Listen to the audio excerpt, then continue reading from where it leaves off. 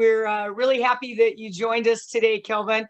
I, along my journey, I collect, business cards or websites, or I'm a collector of people that I love their energy. And Okay. I'm trying to, though, figure out, I knew that I wanted to chat with you because I think you've got something that our audience can hear.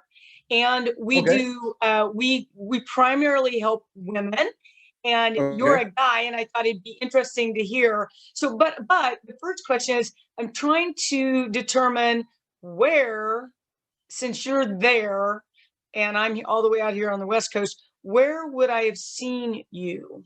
A bulletproof conference, like Hmm. where So would I, you I do a lot of stuff with Perform Better. well, My business coaches are in Santa Clarita, California. Alan Cosgrove and Rachel Cosgrove are that's my, it. yeah. So yeah, those are my, Rachel is like, she's like my big sister sort of deal. They've been my coach for like, I'd say like 9 years now. Yeah, I've been in business 9 years, so almost 9 years, 8 years. Yeah, So cool. yeah. Cool. Well, I like what you're doing. It's body space fitness. Yes. And I wanted to know if you would share a couple of tips on how our audience can, a little bit about mindset and making that shift so that you can have a transformation. Mm-hmm. Because as I read some of your stories, I think that that might be very helpful for our audience. Mm-hmm. Mm-hmm. Um, so now I think, give me 1 second, because I actually want to take some notes too, because sometimes I'll start flowing and I'm like, wait, what did I say? Um, so the main thing first, right? My background is I was in the corporate world for many years. I'm a double engineering major, organic chemistry minor, and went back to business school, did my MBA, all the good stuff. But I ended up leaving the pharmaceutical industry, which is where I was, and starting a career in fitness. And I was lucky enough to leave the pharmaceutical industry with like a little bit of a bronze parachute, I guess you could say. And one of the first things that I invested in was a coach. And my first coach was through Jack Canfield's organization, the Chicken Soup for the Soul. So I'd always been like not always, but I kind of like stumbled upon like the law of attraction. Of course, the movie The Secret is what kind of got me going at first. But understanding what fear is and how it plays a role in basically keeping us back from so many awesome things. And once you realize that, what's the phrase you hear for fear? False experiences appearing real. When you learn to like take fear, and for a lot of us, it's fear of not getting to where we want to be, or fear of like remaining the same, or putting in effort and things not changing as fast as we want to. But like step number one is like, if you take fear and not even remove it from the equation, but understand what it is and learn how to like move past it, that's like was a game changer for me. It was a game changer for me when I hired my first coach, and that was one of the things that we worked on. So I think like if I had to tell people 3 tips, one would be fears, false experiences appearing real. We often fear things that have not happened and will not happen, and we use that fear as something that well, we don't use it, but it's something that holds us back. So learn to acknowledge what fear is, but then feel the fear and do it anyway, right? Don't let fear stop you from moving forward. So I think that will be like kind of step number one. Step number two is always, and I'm sure you work on this with your clients, is like having a plan and trusting the plan and trusting that the plan and the process will work. Rome was not built overnight. So if something does not work, particularly right away, believe, as you have in the background right there, right? Know that if you have a plan and that plan is very well thought out, and that plan has, science and facts behind it, trust the plan. And the plan is only as good as its execution. So trust the plan, stick with it, and execute, and you'll really be okay. All right. Give me 1 second. Someone just came along. That's so true. Instead of hopping around. Yeah, and stick to it. And then, taking 100% responsibility, right? Is like mission number one as well. It's like we can always look around for these reasons why things happen to us or things happening around us, and it's like, everything for a reason. You still gotta kind of roll with the punches a little bit. And yeah, it's easy for me. Look, I mean, it's easy for me as a guy to say that, not understanding, like I watch my wife, and I have a 5-year-old son and an 8-year-old daughter. And from time to time, I look around, I'm like, I have no idea how she does it, right? So it's easy for me to sit here and say, just kind of don't fear and 100% responsibility, understanding that it's not always easy, but have faith, believe, stick to it. And one practice that I mean, between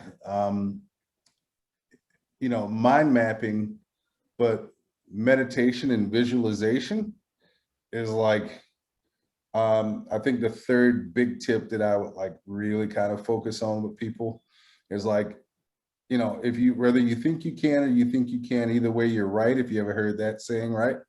And thinking you can versus really kind of like meditating, taking a deep breath, calming your mind, calming your nerves, and picturing where you want to be and what you want to be and how you want to do it.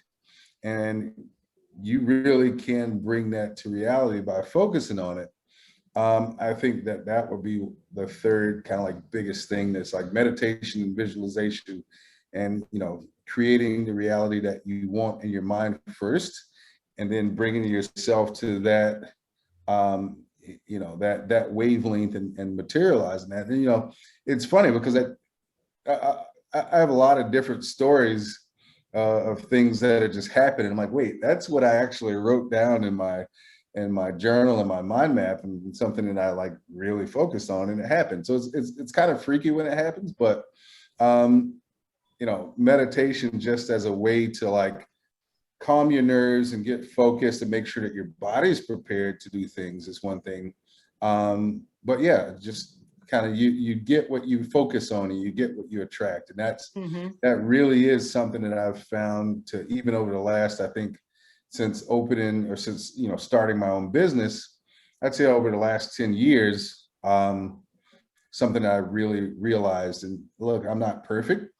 And I can't say that there aren't times where I haven't like kind of sat and moped about something or gotten depressed about something and said, wait, hold on, wait, I've been here and it's okay. I acknowledge where I am. But then the one thing that I can impact is not what happened 10 minutes ago, but the next thing I do. So I'm going to make that next thing I do something positive and moving in the direction of what I know works, right? So because good. Other people have told me and I've experienced it, right? So I think those three would be like the three big things that I would say, focus on those guys, right? So can you tell our audience where you're located? Yeah, I'm located in New York City, in Union Square, 14th Street, between 5th Avenue and 6th Avenue.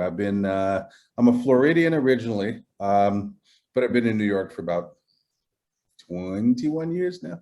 So this is a true testament to you survived the pandemic, your company is thriving, and you're teaching your people those three things. So what a role model, right? So what's been the biggest takeaway during the pandemic? Because all of us in fitness had to pivot quickly. Mhm. What's your biggest win or takeaway? Um, so I think two big takeaways. One is plan, plan, plan, and plan.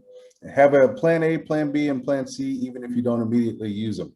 Because what we actually did to keep our business going during the pandemic was something that I put together as a part of a program that I did through Goldman Sachs in 2018 and came up with a strategy for a new line of virtual training, a new line of business that was virtual training that we never really launched, but it was a planned backup plan in the event of like some sort of like business outage or something going on with the building, or I even put in the event of like a pandemic like Ebola, right? Because that was as I was coming up with this idea.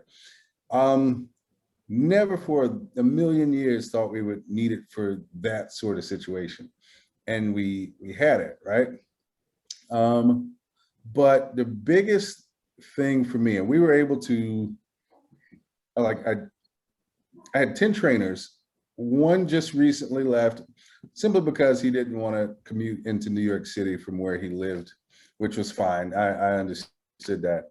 And, but the main thing is during the whole time, I didn't need to lay anyone off, right? I had a team of coaches that when I sat them down and told them, hey, I just got word that the city's going to be shut down in a week.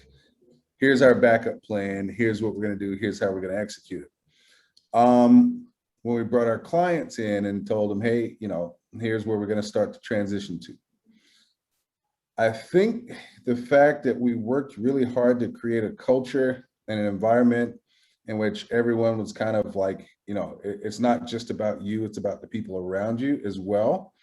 Having that culture having that culture amongst my team was like critical to me being able to execute, right? And no one tried to leave or start anything on their own. I mean, I try to work as hard as possible to take care of my team, because for me, my team is they're my client, right? So I need to care for them the way I would care for a client and the way I expect them to care for a client, right? But yeah, just understanding the role that we play in our clients' lives and how we really want to, create a nurturing culture and environment where they can come thrive, be themselves, not be judged, be listened to first and understood when it comes to what their needs are, and in particular, what they might be going through at a particular time that might impact their needs and their ability to execute, right? So say, for example, if you have a client that's getting ready for a wedding and the next thing you know, their mom dies, it's like, okay, well, obviously you really need to like have some white gloves and like understand that there's, for as much as you want to push and you have a goal, there's a level of compassion and understanding of like, if that person's, zoning out in the middle of a session, hey, don't yell at them for zoning out. Take a breath and give them a second, because they're probably dealing and going through a couple things, but then help them kind of like reconnect with what they're trying to do, right? So I think, having worked really hard to establish like a really solid culture was huge for us. And I think a huge part of us being able to not just retain our team, but retain a lot of our clients, and to have a lot of our clients pretty quickly buy into the backup plan that we're executing. Are you open now for in-person visits? Yeah. So we've been actually open since September 2nd. And in New York City, personal training gyms and big box gyms were able to open September 2nd. And like group fitness studios were only recently able to open here. 33% capacity. So we have to be, kind of mindful of space. We pre-program out everything. So, on a daily basis, we kind of know who's going to be doing what and using what equipment and things of that nature. So, yeah, we're open, and knock on wood, still still doing good and growing. And, you know, I'd say a good 45% of our clients are still done just virtually, right? But as the vaccine numbers here go up and the infection rate, which is like 1.6%, I think, in New York State, stays low, you're starting to see more and more people kind of be comfortable going back to the gym. Yeah, yeah. Well, Kelvin, thank you for your top 3 tips. I can see why I was drawn to your energy now, and now I put the pieces together with the Cosgrove, so that's good. Thanks. And I know that our clients are going to be able to use those top 3. It's just always good to open up. You know, we tend to get kind of myopically focused on what's going on in our corner of the world. And it's just always good to kind of expand that connection of like-minded people that believe in health and wellness and fitness and mindset. And so it was great to talk to you. Thank you for sharing your top 3. No problem. Thank you for inviting me. Appreciate it. Yeah, and if I'm ever in New York City, I am coming to look you up.